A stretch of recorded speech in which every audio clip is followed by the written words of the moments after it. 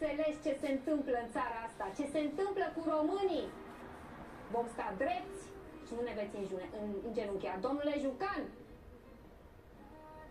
să vă fie rușine. Dumneavoastră sunteți în fruntea unei instituții publice. Nu ați luat-o pe persoană fizică și nici la partidele politice care v-au trimis acolo. M-ați spus și m-ați răstignit doar pentru că am îndrăznit să-l invit pe Călin Georgescu. Doar pentru că am îndrăznit să spun ceva altceva decât ce spun corul de lăudători despre doamna Lasconi. Cum se face că eu am luat amendă 150.000 de lei pentru că l-am invitat pe Călin Georgescu și am vorbit despre doamna Lasconi așa cum este ea, iar Antena 1 în paralel cu mine, puțin timp înainte, a avut un platou pe doamna Lasconi, iar apoi la Antena 3 au redat emisiunea. De ce la noi n-aveam permisiunea să-l aducem pe domnul Georgescu și ei da, nici măcar o somație nu au primit. Ei, care zi de zi îl desfințează pe candidatul care a ieșit pe locul întâi, nu i-au dat dreptul la replică, i l-am dat eu. Pentru asta m-ați amendat? Voi ar trebui să fiți în slujba poporului român. Astăzi ați dat o amendă de 150.000 de lei împotriva celor 2 milioane de români care l-au votat pe Călin Georgescu, nu împotriva mea. Dar nu ne veți opri. Domnule Juncan, o să arăt în această seară că mințiți. Pentru că la Digi, cu o seară înainte, așa cum am spus, pentru că mi-au dat 50.000 de lei amendă pentru că am spus că ne-a amenințat.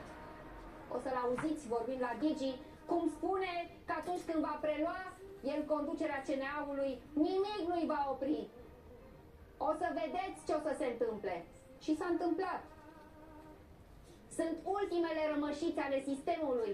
O parte dintre membrii care au votat astăzi, nu toți, pentru că a existat și un vot împotrivă și mă înclin în fața domnului Bălașa, care a ținut steagul sus, indiferent de presiunile care au fost asupra domniei sale. O parte din cei care au votat astăzi pe 16 decembrie nu vor mai face parte din CNA. Alții vor rămâne. Să vă fie rușine. Voi sunteți acolo din banii poporului român. Voi aveți datoria să apărați interesul public al românilor, nu interesul public al unor partide și al unor personaje care vremelnic se află la conducerea lor. Dar veți plăti toți. Nu va rămâne nici unul fără de plată. Așa cum i-am spus și lui Claus Iohannis, doar Dumnezeu vă mai poate ierta. Ați crezut că românii nu se mai trezesc? Ba da, se trezesc. S-au trezit. N-ați înțeles, v-am spus în fiecare zi și ne-ați sfidat. Românii s-au trezit, sunt mulți, sunt puternici, oameni buni. Sunt atât de fericită pentru că munca mea de 5 ani și a echipei și a televiziunii și a invitațiilor mei a dat roade. V-ați trezit, ați înțeles că forța este la voi. Nici nu vă închipuiți cât de disperați sunt și cât tremură de frică. Nu pot să dau niciun rezultat, pot doar să spun că fără suveraniști nu se mai poate face nimic în țara asta. Până aici v-a fost vorba unei doamne. Până aici! De ce v-ați bătut joc de poporul român? Celor care încă mă mai atacă și mă acuză că am lucrat și cu Năstase, și cu Dăncilă, și cu Dragnea, și cu Ponta. Da! Am lucrat. Dar stau cu fruntea sus și mă uit în ochii oricui. Am făcut același lucru indiferent unde am fost, exact ceea ce fac și aici de 5 ani de zile. Am spus adevărul și am ținut cu România și cu românii. Din acest motiv am fost tot timpul o persoană incomodă. Din acest motiv, de foarte multe ori, am rămas pe drumuri. Am fost pedepsită. Am avut perioade în care n-am avut servici.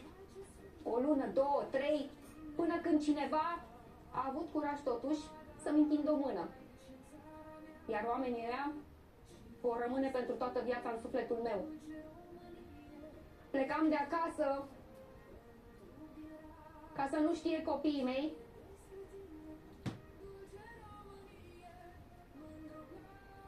să nu știe că nu am un loc de muncă.